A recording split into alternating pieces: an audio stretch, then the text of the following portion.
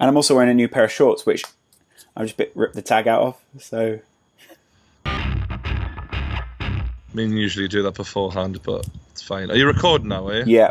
yeah, absolutely recording. Well done. All right, what's going on, everyone? True Geordie back again for the Premier League preview show. It's me, True Geordie, him, Lawrence McKenna. How you doing? It's going to be a big weekend this weekend. It's a massive weekend, mate. Another tag, another one. He's full of them. Yeah. That's what happens when you go shoplifting. Yeah. So, imagine if I just ripped the shoplifting tag off now and it just exploded with blue. What would you do? Man United versus Liverpool this weekend. It's Liverpool at home. 12:30 kickoff. We're doing the kickoff actually on Saturday at 12. Yep. You can watch from 12 till about 5 or 6, however long I can manage. 5. Stephen tries. Seb from #United, they're on. Stephen tries, big Liverpool fan. Seb, a West Ham fan. All watching their own clubs. Yep. Emotion, drama, enjoy it. You're welcome. And we actually have introductory offers. This weekend, we obviously have the normal introductory offer, which is up on the screen, and also the introductory offer that if you are not signed up yet and you're a Manchester United or a Liverpool fan, you're thinking about betting on the game, maybe you want a bit of that and you're not either, then you can get Manchester United at 33 to 1 to win at Fantastic. Anfield. That's actually offer. A great offer. That is. And our offers have a habit of coming to fruition. Yeah. Another one, Newcastle, my team, 33 to 1 to win against, I think it's Southampton, isn't it? Correct, yeah. 33 to 1, yeah. And instantly giving the critics a reason to criticise us there. Doesn't even know who his team's playing. I don't care. All I care about is Newcastle, right? But the point is that they could win this weekend, and if they do and you place your introductory offer bet there, then you could win £33 off the back of that. £1 bet only, £5 minimum deposit, plus £5 free bet if you lose. So even if you don't win this, you get a £5 free bet. And do you know another thing with Coral? Fair play to them, because I keep betting with them. They keep giving me like free bets to keep playing as well. Yeah. It's almost like they want me to keep betting. Fantastic, love it. Winnings paid in free bets available for limited time. 18 plus. Further conditions apply. Maximum £1 bet. Anyway, it looks good for all those guys. That applies for everything. Go in the link in the description. You can see. Liverpool, how are you feeling about the Man United game? Because it's a passionate, it's a derby sort of thing, isn't it? I was it's not a local derby, but it is a derby. I was talking with Statman Dave the other day about this. He thinks Manchester United are going to absolutely rip Liverpool apart through the centre. Yeah. He also said that Man United were going to rip Southampton apart and in the last 10 minutes steamroll them. Didn't happen. So stats on everything. Yeah. Do you disagree with them though? I don't disagree with him. I'm a little bit worried about this game because obviously Mane's out with a hamstring injury. Liverpool's centre of defence looks tricky. Pogba's out though. Pogba's out. Yeah, but Manchester United have got a stronger midfield, a more structured midfield than Liverpool have got. Liverpool don't have a defensive midfielder right now who can break up play. They just seem to have Jordan Henderson tearing around alongside maybe Emre Can. Is that not what his job is, or is that not what he does? Or he's number 6. He could be more, but he's he tries his best. And then obviously there's also Emre Can, who often has a good game against United. So I'm hoping Can starts. Yeah, I mean I just got him on my ultimate team. He's pretty rubbish on that. He's a sub for me on my ultimate team. Maybe that's just me. I built a Bundesliga team. Let me know who I should get. I've got Boateng and comments below. I've got Thiago and Muller. Muller's all right. In this game, Divock Origi's good. He's got a good strike on him. Against a team of fans who are going to hate him. He's a former Everton, now Man United. I fancy him to get on the score sheet. I know people are saying he doesn't do it in the big games. His record against Liverpool is all right. Yeah. And I think he's going to score. He had a good start against Liverpool. It's going to involve him. He scored in his first 4 games versus Liverpool in the Premier League. That might have been for West Brom. It might have also been for Everton. But he's got a good record, and he'll be the second player to score 7 goals in his first 7 Premier League appearances for Manchester United after Andy Cole did it. No player has scored in their first 8 Premier League games for the club. The problem Liverpool have been having, though, is they basically get teams that just sit back and don't basically give them the chance to counter on them. Newcastle, well organised, whereas Man United have got a lot more attacking threats. They're going to have the urge to go forward a bit more. I think Liverpool will score this game, but I think Man United will win. And I'm going to go for a 2-1 Man United win. I think the best that Liverpool can hope for is I mean, I'll be interested to see how he lays them out without Mane, but 1-1, I think, with Liverpool. 1-1 is the best I can hope for. Yeah. Liverpool are winless in 6 Premier League games against Manchester United, so a draw is maybe the best thing they can hope for. 2 draws out of those 6. Yeah. Disappointing for those guys. Still confident in Klopp, though? Yeah, still yeah, happy? yeah, absolutely. Yeah, I just think he needs some time to turn this around. Well, not even turn it around, just continue. Next game. The next game after that will be the one that Seb cares about. It's Burnley at home to West Ham United. Turf Moor, 3 p.m. We'll be sailing through into that after we finish the Liverpool-Manchester United game. So join us for both. We'll be previewing everything, obviously, during that game. I used to like Bilic. I used to like him, but now really? I think he's fucked, to be honest. What do you not like about him anymore? It's just too many games where he's being tactically exposed. And brilliant. Against Newcastle, I mean, our attacking threats are limited at best. We ripped them to shreds. It was actually easy. And I think a lot of that's just down to how naive he is. So I don't know. I don't think he's going to stay out at the end of the season. I think this might be one of the games that's exposed, and he might even go after this game, to be honest. I'm going to say 1-0 Burnley. They've conceded a lot this year, and they've also not scored enough. They've scored only 36 goals, which is as many as Harry Kane has managed on his own at Spurs. He doesn't like stats, and he looks... he's tired. No, he's coming to collect your debts. What's he going to do? I think Burnley are also going to do it. I'm going to say 1-0 Burnley as well. All right, next game. This one's a good one. Crystal Palace versus Chelsea.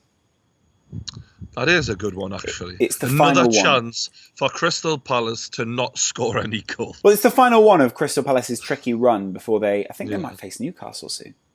Yeah, we have. I think we've got them next week. Awkward. On the 3 o'clocks, actually. Crystal Palace have won only one of their previous 8 Premier League matches against Chelsea at Selhurst Park. Yeah. I think Chelsea are really in a good position with this because they've got a strong defence against a poor attack. Unless they can get Benteke doing what he does best and actually get him running off the left shoulder and getting some crosses in for him that he can attack and that he actually gives a shit about, because he has been lazy this season. Being well tricky, and I don't think Wilf Zaha is fit yet, is he? I'm not sure. No, I don't think he's. He's been injured for a while. He is like a real massive player for them. And unless Townsend turns it on, I just don't think that they're going to have enough against the Chelsea defence when Chelsea definitely have enough to put goals in against them. Morata, I just think he's been fucking class this season. He's one of my favourite players in the Premier League. He's a great player.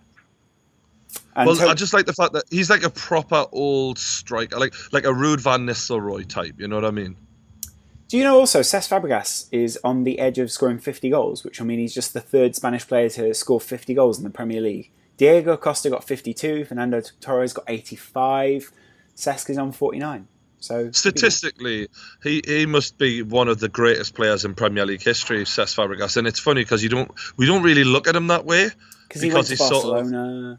In his prime, he was probably at Barca, but yeah, I think he might have more assists than anyone else or whatever in Premier League history or whatever. He's right up there, and now like 50 goals from midfield. That's insane. But people look at him as a good player. I don't think they realise how talented he is. Here's a stat that you will like. Hodgson could become only the 2nd permanent manager to lose his first 4 Premier League games in charge of a side without scoring a single goal.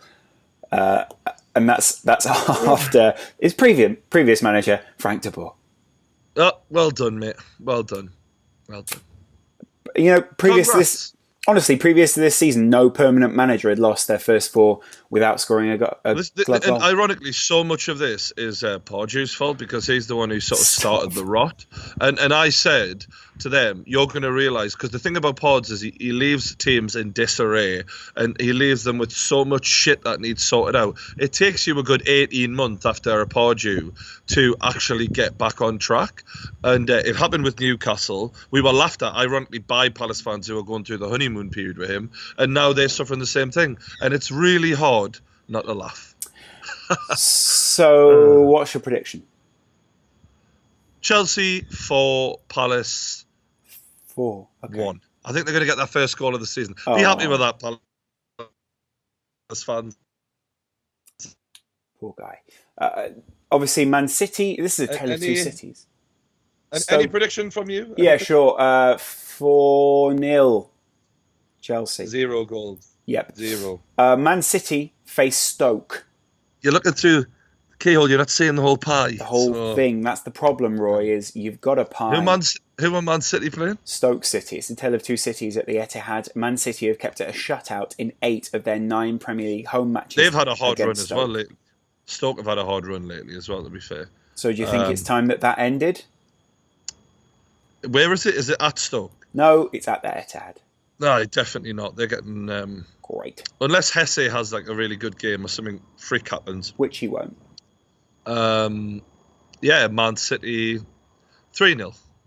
Cool. Man City have won their last 2 home games in the Premier League, each of them by a 5-0 scoreline. I'm going to go 5-0. By the way, Peter Crouch is the oldest English striker to score in the Premier League game since Kevin Phillips. He can't be. How old is he? He's 36. Fucking hell. He's the oldest striker to score since Kevin Phillips. No, I'm sure Jermaine Defoe must have... No? All right, then. I'll take that as truth. Raheem Sterling has scored 5 goals in his last 5 Premier League appearances. That's why I'm also going to go for a Raheem Sterling goal in this game. I'll have to remember that when I put my bets on, because I'm definitely betting on this. Yeah. Swansea versus Huddersfield Town, a city versus a town. Who will win? And also, for Sterling, by the way, he scores late in games. So if you're going to go for a scorecast, go for Sterling last scorer, in my opinion. Oh, good. Okay. Fair enough. Right. At the Liberty Stadium, it's Swansea taking on Huddersfield. Swansea might be in trouble in this game. This is the first top-flight meeting between these two sides. There's not really much history. It's an exciting Swansea one, versus who? Huddersfield. Exciting. It is. I mean... Swansea have attempted the fewest shots in the Premier League. It's not looking great. I'm going to say Huddersfield win this one actually 1-0. 1-0 Huddersfield. No manager has lost more matches in the top 4 tiers of English football by 4 or more goals than David Wagner. I don't think he's going to lose that today, though. But let's see. I think it'll be 2-1 to Huddersfield. Okie dokie. Moving on to the next match. This one's a good one. It's Spurs versus their future manager and Bournemouth. Bournemouth and Eddie Howe visit Wembley Stadium. What a day out for them. Yeah, Bournemouth are used to playing on a tiny pitch, though, aren't they? And Spurs they're all the same size in the Premier League. Are they? Yeah. Really? Yeah. Are you sure? Apparently Since so, when? Since a couple of seasons ago. There's no way Wembley can have the same size pitch as fucking Bournemouth, surely. I mean, it's not like, it's not like it's that different. I don't know. I remember Highbury used to be a complete different ball game to Old Trafford at times. It was. It does make a difference, I think, doesn't it? Apparently, I think it is, but apparantly the Premier League, apparently the Premier League have regulated it. So I don't know if it's actually true. The groundsman might just say, "Yeah, it's about the right amount." Yeah, that seems about right. Anyway, yeah, I'm sure that's cool. Yeah, it's roughly the same length. But let's be honest. I mean, regardless, Bournemouth are used to playing in front of fucking 10 people or whatever. Wembley's a bit of a different thing for them. Be nice. It'll be nice. Nice day out for them. But with Harry Kane right now, you'd be mad to look past Spurs, wouldn't you? Kane's last 13 Premier League goals have come away from home. Yeah. A joint record Premier League run of consecutive scoring without scoring at home. The last time Bournemouth went to Arsenal, I really thought that they were going to do what they used to do, which is like dig in and make it hard. They just rolled over for Arsenal. It was so easy, and I'm expecting something similar because I think Spurs now are better than Arsenal. So I'm going to say Spurs win 3-0. I'm going to say Spurs win 2-0 with Son scoring. All right, then. It's a good one. Spurs are, of course, yet to lose to Bournemouth in the league. Watford versus Arsenal is the 5:30 kickoff. Watford are the kind of team that historically Arsenal would struggle against, aren't they? In the last meeting, though, back in January at the Emirates, Watford earned their first league win against Arsenal since 1988. I'm going to say, I don't know, Watford 1-1. Watford are going to dig in, get a 1-1 draw, and then we're going to see everyone go crazy and whatever, and the world's ending, and that'll be the end of that. A good Saturday. Blood. Troy Deeney is without a goal in his last 13 league games, his longest goal drought ever in the Premier League, and his worst in league football since 2011. Yeah, but he's been on the bench a lot, hasn't he? Yeah, it's not been great for him, I don't think. He's one of those players who needs regular game time to get into the habit of banging them in. I would have him at Newcastle, though. Yeah, of course you would. Because you've only got like 2 options. Yeah. I'm going to go... You know what? No, because Arsenal players have been in form. I'm going to go 2-1 Arsenal. No? Probably the right bet. Yeah. Moving on. What was your one Sunday's for that? games. What was your one for that? I went 1-1. All right, fair enough. Brighton and Hove Albion versus Everton and Hove Albion. Now, what's going to happen here? Which one of these boring blue teams will capitulate first? Everton have been dog shit this season. I really think, obviously, said it before, but they're missing that pace of Balassi and Barkley going forward. But just generally, to be fair, they did get dug out of trouble recently. That lad came off the bench and banged 2 in, didn't he, to rescue them? But generally, they're not that impressive. I think there might be something in this for Brighton. I think it's going to be a draw. Wow. Okay. Brighton have picked up just 1 win in their 8 Premier League meetings with Everton. Sorry, 8 league meetings with Everton. The Seagulls won 3-1. They're a hard-working side, Brighton, though. Yeah, you can definitely say that. The last time they met Everton was in 1982 when they won 3-1. And I think it'll be 3-1 to Everton. Right, moving on. It's looking tricky, though. They really gone for a lot of draws today. It's annoying. Then comes your game, the one that everyone can bet on. 33-1 here for Newcastle to beat Southampton away at St Mary's Stadium. Southampton have won more Premier League games in total at home against Newcastle than they have against any other side in the competition. Can Benitez try to level the scale? That's what he's going to do. Rafa Benitez, Mr. Miyagi style. Ooh. You're right. Shearer said that my mate Alan. This is the Shearer derby. He thought that Rafa was going to keep Newcastle up, and I agree with him. Right. But do you think he's going to do that with a win here? Yes, we're going to win. We're going to win 1-0 against Southampton. Rafa Benitez has failed to collect a single point in his 3 previous Premier League visits to St Mary's, all with different teams. He lost with Liverpool in January 2005, Chelsea in March 2015, and Newcastle in April 2016. 1-0 Newcastle. Hmm? Yeah. I will also say a Newcastle win here because I think I would take that 33-1. I'm gonna say 2-0. No, 2-1 Newcastle. Good, Lawrence. Well done. Thanks. Now, Leicester then play the Monday versus West Brom. This one's going to be good. It's a battle of the quintessentially British managers. Craig Shakespeare and, of course, the unbreakable... What other words can you use for Tony Pulis? Tony Pulis. Yeah. I'd like to say unbreakable. that to put to the test. Do you know, like, say him sort of tortured in a chair, see how long he lasts? I think forever. Tony Pulis would just last. I'd like to say, like, you know, just stop playing long ball and just be like, and he go, nah, and just like taser him. Do you Stop know what it, I mean? Tony. I don't know. The thing is, he was born, and you think he was a kid once, and you think his mum used to call him Anthony, and then at some point he thought, I'll call myself Tony. And everyone went... And at that moment, he was like, right, I call myself Tony now. And everyone was like... And that was it. And his mum went, Anthony, what's going on? And he said, I'm not Anthony anymore, Mum. I'm Tony. Sido! I'm pretty sure at that moment, that was when the first strand of hair fell out. And that was when it all started, started losing his hair. And then, like a single solitary piano note played as it hit the floor. And from that moment, we realised that the arc of that hair would be similar to the arc of the long balls that his team would play. He really, he's the most stubborn person I think has ever existed on this planet. I don't know what you mean by that, because you've never had an argument with him. No, but even just the way he went on over Sido was unbelievable. Like, he literally killed that kid's career.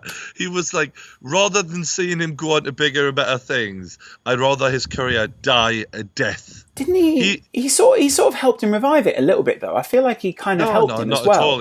He murdered that kid in cold blood. Jamie Vardy has scored. Might as well have strangled him on the kitchen floor.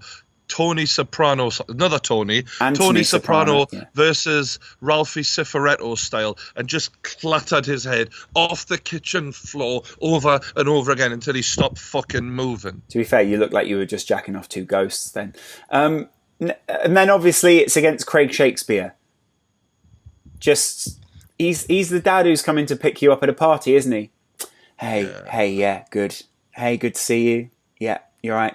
You got Ralph? Yeah. Come on, Ralph. Time to go. What do you say? Thank you. See ya. And then when he gets you back in the car, he goes, "What have I fucking told you about talking to that one? What did I... Your mum said we need to go to Debenhams and you've wasted 20 minutes on the trampoline." Anyway. So which one of these two dads is going to win? I think probably Pulis. Where is it? Where is it? Is it up Pulis's No, place? it's at the King Power Stadium. I don't quite get why they're so obsessed with the power of kings there, but they are. He'd love to show them, wouldn't he, Tony? Jamie Vardy has scored in 3 of his last 5 Premier League games versus West Brom, although all 3 goals have been at the Hawthorns. I'm going to go for a 2-2 draw. Another draw. Another draw. A Desmond, okay. Desmond. The Baggies are unbeaten in each of their last 7 league away games. They've won 5 and drawn 2 against Leicester. Their longest ever run without a defeat in Leicester. I think they're going to continue that. I think they're going to draw as well, but I think it'll be 1-1. It's sort of a typical Monday night result. It's a typical Monday night result when they go, "Come and watch," and we're like, "Yeah," and then they go, "Oh, cool." Yeah. So anyway, mate, that's the end of that. That's it. That's lunch. Actually, that is lunch. I'm now going to go. I'm going to edit this and get lunch. Make sure you check out the kick out, whatever. That live show that we do on a Saturday on my channel. 12 o'clock, yeah? Come and check out football, all of the shows. They're all laughter. Yeah. Check it out. See us there. Peace!